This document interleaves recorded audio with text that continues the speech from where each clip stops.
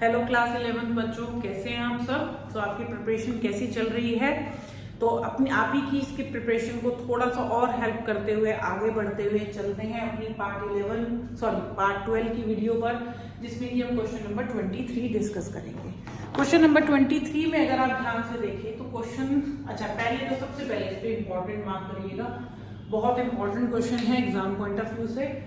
If the first and the nth term of an GP is A and B respectively। ठीक है, आपकी जो first term है solution में लिख लेते हैं। हमारे पास फर्स्ट टर्म जो है वो A के बराबर ही है, नॉर्मली भी हम उसे A ही बोलते हैं। और यहाँ पर जो nth टर्म है वो B के बराबर है। ठीक है, ये क्वेश्चन में दिया हुआ है। और P क्या है, n टर्म्स का प्रोडक्ट। तो P क्या लिखेंगे, A into A R square till AR की पावर n-1। यहाँ पर प्रोडक्ट करना है, सम की बात नहीं हो रही है, फॉर्मूला नहीं लगाना है, यहाँ पर हम बात करें प्रोडक्ट की। ठीक है, तो अब ये b के बराबर है, हमको ये प्रूव करना है। ये हमें दिया p square equal to AB की होल पावर n। चलते हैं, तो सबसे पहले हमें फर्स्ट टर्म तो a दी हुई है, उसका तो हम कुछ नहीं कर सकते, लेकिन ये जो n टर्म हमको दी हुई है इसको हम लिख सकते हैं AR की पावर n-1 को b के बराबर। ठीक है, ये हमने लिख दिया। अब अगर मैं प्रोडक्ट को थोड़ा और अच्छे से लिखूं, मतलब एक्सप्लेन करके, तो A ही है, AR भी एज इट इज है, AR स्क्वायर भी एज इट इज है। साथ ही साथ मेरे को जो n टर्म, ये देखिए जो n टर्म है इसको क्या मैं B लिख सकती हूँ, लिख तो सकते हैं, लेकिन काम क्या आएगा, कुछ नहीं। तो हम इसके प्रोडक्ट को सोचते हैं कि प्रोडक्ट का देखो कोई फॉर्मूला तो लगा नहीं सकते हैं, तो हम देखते हैं कि A को हमने कितनी बार मल्टीप्लाई किया।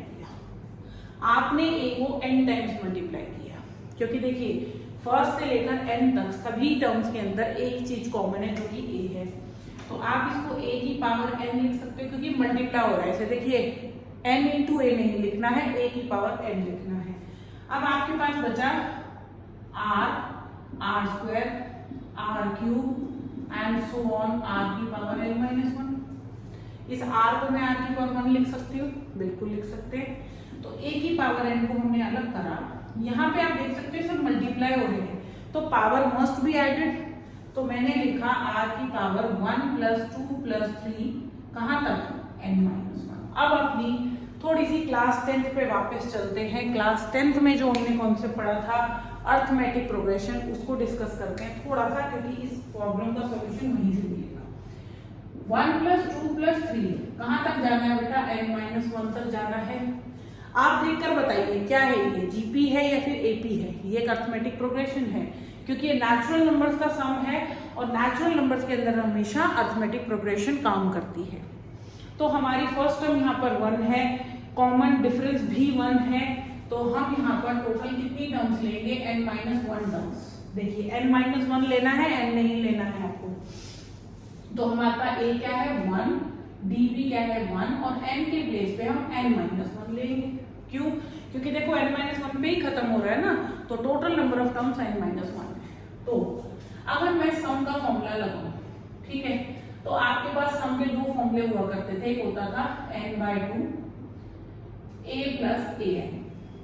ठीक है, n का मतलब टोटल कितनी टर्म्स है, तो मेरे पास n-1 टर्म्स है। फर्स्ट टर्म मेरी 1 है और लास्ट टर्म मेरी n-1 है। ठीक है, मैंने इसको थोड़ा सा सॉल्व करा, तो ये 1 से 1 कैंसिल हो गया, यहाँ रह गया n।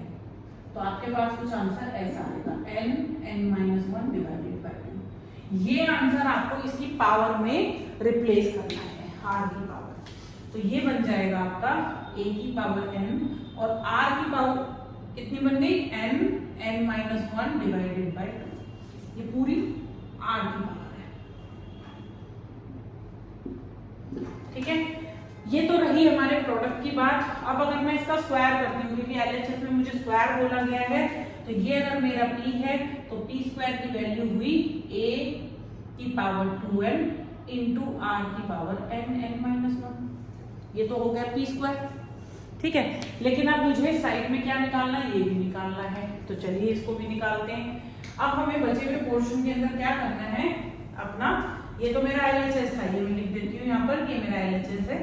अब हम यहाँ पर RHS निकालेंगे। RHS में हमें दिया है a b की whole power n। What is a? तो देखो फर्स्ट टर्म है तो a की जगह तो a ही लिखना है आपको। क्या लिखेंगे, अपनी n टर्म जो कि थी a r की पावर n-1 और होल पावर कितनी हो गई n। अब अंदर अगर आप देखेंगे तो a और a कितना हो गया, a स्क्वायर और r की पावर n-1 और होल पावर n। ये n पावर दोनों पे लग जाएगी तो a की पावर 2n और r की पावर n-1। तो आप देखोगे कि आपका RHS और LHS बिल्कुल सेम आ रहा है, तो हम बोलेंगे therefore LHS is equal to RHS। ठीक है, फिर से एक बार रिकैप करते हैं क्योंकि क्वेश्चन देखिए इंपॉर्टेंट है आपका। फिर से देखिए, फर्स्ट टर्म a थी, nth टर्म b थी। nth टर्म का मैंने फॉर्मूला बोला है which is a r raise to the power n-1 which is b। फिर हमें यहाँ प्रोडक्ट की भी एक बात कही गई थी कि n टर्म्स का प्रोडक्ट जो होगा वो p से डिनोट करना है, तो मैंने उसको थोड़ा सा ओपन करा क्योंकि यहाँ पर प्रोडक्ट था, सम का फॉर्मूला नहीं लगाना है, प्रोडक्ट की तरह ही आगे बढ़ना है। तो प्रोडक्ट में सबसे पहले मैंने a का प्रोडक्ट था, a को मैंने n टाइम्स मल्टीप्लाई किया था, तो इसलिए a की पावर कितनी हो गई बेटा n। अब आप कहोगे मैम अगर a को आपने n टाइम्स मल्टीप्लाई किया तो r की पावर आपने n-1 की हुई, क्योंकि बेटा r जो है वो फर्स्ट टर्म में था ही नहीं। या फिर कह सकते हो कि यहाँ पर r की पावर 0 थी, तो 0 से n-1 कितना हुआ, ऑब्वियसली n-1 ही हुआ ना, क्योंकि 0 को तो हम कंसीडर कर ही नहीं रहे, हमारी स्टार्टिंग 1 से होती है, तो हमारी टोटल टर्म जो है वो 1 से शुरू होकर n-1 पे खत्म हुई। और यही रीजन था यहाँ पर मैंने n के प्लेस पर n-1 यूटिलाइज किया है। ठीक है, तो यहाँ पर मैंने सम का फॉर्मूला लगाया है। सम के दो फॉर्मूले हुआ करते थे एपी में, इस चीज को मेंशन कर लेते हैं कि हमने एपी इस्तेमाल किया है यहाँ पर। और पहला फॉर्मूला लेंदी वाला हुआ करता था, लेकिन क्योंकि मुझे यहाँ लास्ट टर्म मालूम थी इसीलिए मैंने सेकंड फॉर्मूला इस्तेमाल किया। Total number of terms n-1 थी, a की जगह हमने 1 लिया है और n टर्म लास्ट वाली n-1। तो इस तरीके से हमारे पास जो r की जो पावर बनी थी उनका जो सम आया था वो था n-1 डिवाइडेड बाय 2, वो मैंने यहाँ रिप्लेस किया क्योंकि यहाँ पर p नहीं p स्क्वायर मुझे LHS में दिया था, तो मैंने LHS में p स्क्वायर कर दिया, तो मेरे पास आया a की पावर 2n और r की पावर n-1। अब आते हैं अपने RHS की तरफ। RHS में हमें दिया है ab की होल पावर n, a की जगह a रखेंगे, b की जगह n टर्म का फॉर्मूला डालेंगे, होल पावर n, सिंप्लीफाई करेंगे, LHS एंड RHS दोनों बराबर आ जाएंगे। मोस्ट इंपॉर्टेंट क्वेश्चन है, जरूर से करिएगा एग्जाम पॉइंट ऑफ व्यू से, और अगर एग्जाम में आया मेरा बताया हुआ इंपॉर्टेंट तो मुझे कमेंट करके जरूर बताइएगा।